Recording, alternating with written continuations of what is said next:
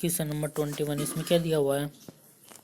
इसमें दिया हुआ है कि स्टार्टिंग करंट से, इसमें क्या दिया हुआ है, starting current to full load current का रेशियो क्या है भैया? इसका रेशियो है 5। अब हम स्टार्टिंग टॉर्क और फुल लोड टॉर्क का रेशियो निकालते हैं। देखो यहाँ पे क्या दिया हुआ है, T S T upon T F L equal to क्या होता है, I two S T upon I two F L का whole square into S F L. तो देखो यहाँ से इसका I two S T upon I two F L का क्या हो गया, 5 होगी इसकी वैल्यू स्क्वायर इंटू स्लिप से मल्टीप्लाई कर देंगे। स्लिप कितना दिया हुआ है 0.04, 0.04, तो इससे 1 आ जाएगा। ये आंसर हो गया 1 हमारा। तो आंसर क्या गया इसमें, 1 हो गया। तो नेक्स्ट क्वेश्चन की बात करते हैं। Generally the no load loss of an electrical machine is represented by an equivalent circuit. No load loss एक पैरेलल रेजिस्टेंस और इससे रिएक्टेंस से रिप्रेजेंट करते हैं इसको। देखो ये वाला डायग्राम बनेगा और इसमें रेजिस्टेंस की वैल्यू क्या होती है, बहुत ही हाई वैल्यू होती है। बिल्कुल सही बात है। नेक्स्ट क्वेश्चन क्या है, जनरली ये कह रहा है an induction motor having 8 pole runs at 727.5 RPM if the supply frequency is 50 hertz then EMF in the rotor will have a frequency of. ये क्या बोल रहा है कि यार इन्होंने एनआर दे रखी है और फ्रीक्वेंसी दे रखी है, पोल दे रखे हैं, और अपन को क्या पूछ रहा है, रोटर स्पीड पूछ रहा है। तो देखो ये बहुत ही सिंपल है यार। सबसे पहले स्लिप निकाल लो। स्लिप क्या हो गई, N S minus N R upon N S.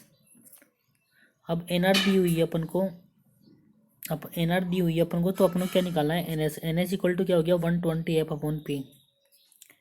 तो यहाँ से भैया हम ये निकाल लेंगे, तो 120 इंटू 50/8। तो इससे स्लिप कितनी आ जाएगी, 0.0। वो एन सिंक्रोनस स्पीड कितनी आ गई यहाँ से, 750 आ गई,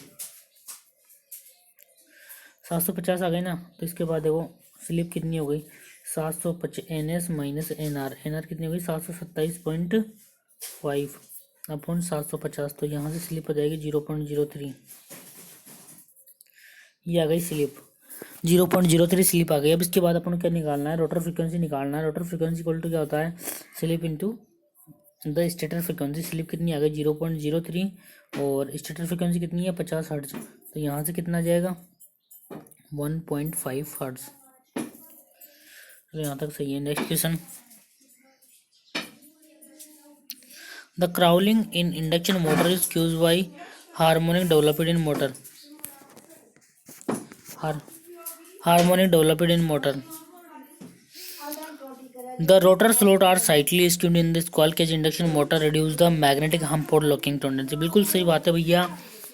जो भी इंडक्शन मोटर होती है उसमें रोटर स्लोट को साइटली स्क्यू क्यों करते हैं, मैग्नेटिक हम्प और लॉकिंग को रिड्यूस करने के लिए।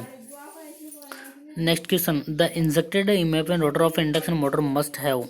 देखो भैया जो भी ईएमएफ इंजेक्टेड हो रहा है रोटर में, उसकी फ्रीक्वेंसी क्या होती है, F R equal to S F. F R equal to S F. Next question number 29, a 3-phase star connected load consume p watts of power from 400 volt line to line voltage if the same voltage connected in the delta same supply the what is the power consumption। देखो बच्चों इसमें सबसे most important चीज़ क्या है, note आपको याद करना है। while the load connected in star और in delta consume the same power. चाहे स्टार में कनेक्ट करो लोड को या डेल्टा में कनेक्ट करो, हमेशा सेम पावर कंज्यूम करेगा। कौन कितनी पावर कंज्यूम करेगा, p वाट। याद रखना है हमेशा। ये नोट जो ये नोट लगा रखा है ना, ये पूरी ज़िंदगी याद रखना है। लोड को स्टार में कनेक्ट करो या डेल्टा में कनेक्ट करो, सेम पावर कंज्यूम करेगा।